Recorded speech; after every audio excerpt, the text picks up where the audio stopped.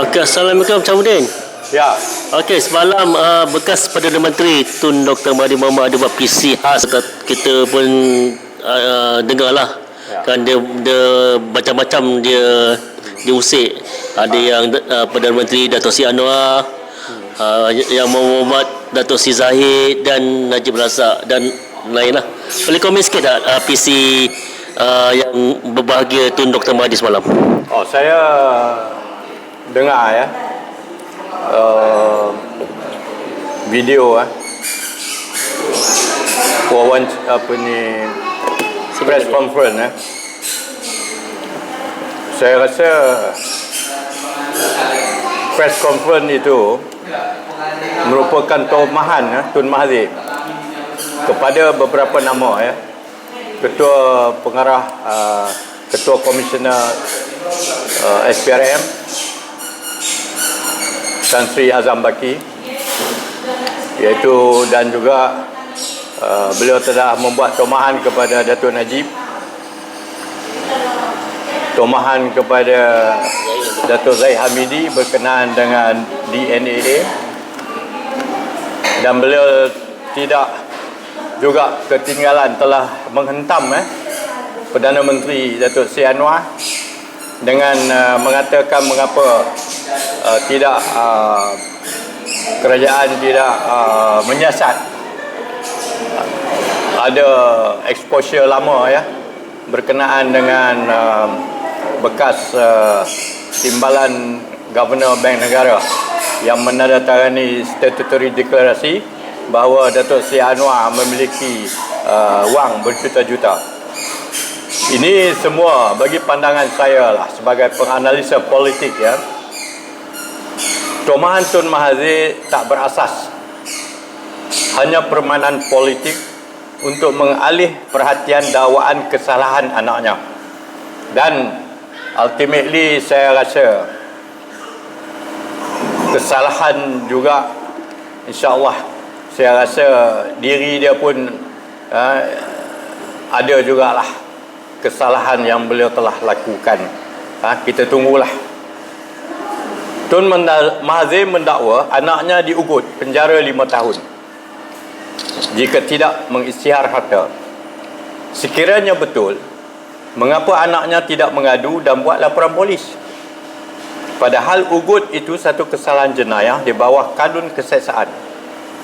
Jelas ini satu helah untuk mengalih perhatian umum atau untuk mengambil simpati rakyat kepada Tun Mahathir dan keluarga beliau. 2. Tun Mahathir kata kononnya hukuman penjara 5 tahun ini tidak akan dibicarakan di mahkamah, terus masuk penjara.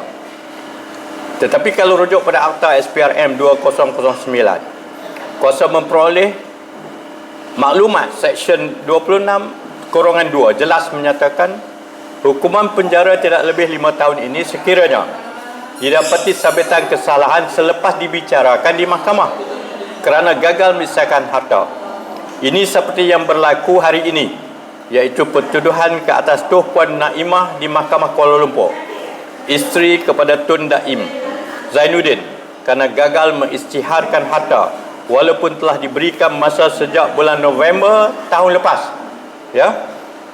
Yang ketiga, Tun Mahathir kata timbalan Perdana Menteri Datuk Sri Zahid Hamidi dibebaskan atas 47 pertuduhan.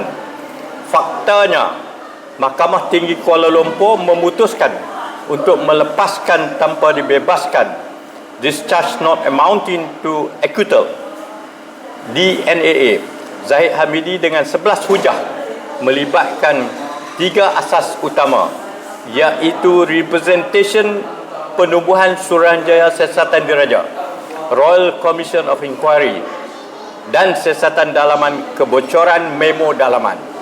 Kita tahu bahawa kebocoran memo dalaman, bahawa kes-kes yang telah dikenakan kepada Datuk Zahid Hamidi termasuk Datuk Najib Tun Razak sendiri, bahawa pihak Timbalan Bandaraya ketika itu tidak mencadangkan supaya kes-kes ini dibuat tuduhan kepada Datuk Zahid Hamidi dan juga Datuk Sri Najib. Nombor 4, menurut hakim terdapat representation yang dikemukakan oleh pihak pembelaan pada 8 Disember 2022, 25 Januari 2023, 28 Februari 2023 dan 7 Mac 2023 yang membangkitkan isu-isu dan bukti-bukti baru. This is a new evidence. Oleh itu, demi memberi keadilan kepada proses kehakiman, pihak pendakwaan perlu menyiasat perkara ini untuk memastikan tiada miscarriage of justice. Ini biasa ya. Jika ada bukti-bukti baru ya, dan perkara ini mesti diberi keadilan kepada yang dituduh. Ya, nombor 5. Tun Mahathir membangkitkan isu saham Ketua Pesuruhjaya SPRM, Tan Sri Azam Baki. Dia kata Tan Sri Azam Baki tidak disasar.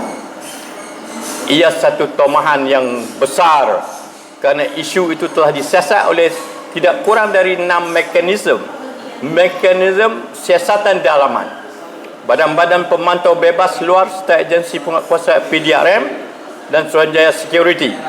Dalam kesemua siasatan ini, tiada kesalahan dapat dikesan berhubung isu saham yang setelah setahun saham-saham ini telah dikembalikan kepada Abang Tan Sri Azam Baki sendiri, bukan dengan keuntungan tetapi dengan kerugian. Jelaslah Tun Mahathir pandai memutarbelikkan fakta untuk kepentingan diri dan anaknya, dan inilah mainan politik Tun Mahathir yang kita semua tahu. Ini saya bercakap ini dari segi fakta. Tetapi kalau saya lihat hari ini Tun Mahathir telah berada di hadapan Istana Negara ya, yang bersama-sama dengan kumpulan dan masih lagi memainkan isu politik. Tapi alhamdulillah saya diberitahu beliau tidak berucap, dan juga memorandum yang sepatutnya dihantar kepada Duli Yang Mulia Sri Pertugas Agong juga telah dihantar, hanya diterima di pintu pagar ya.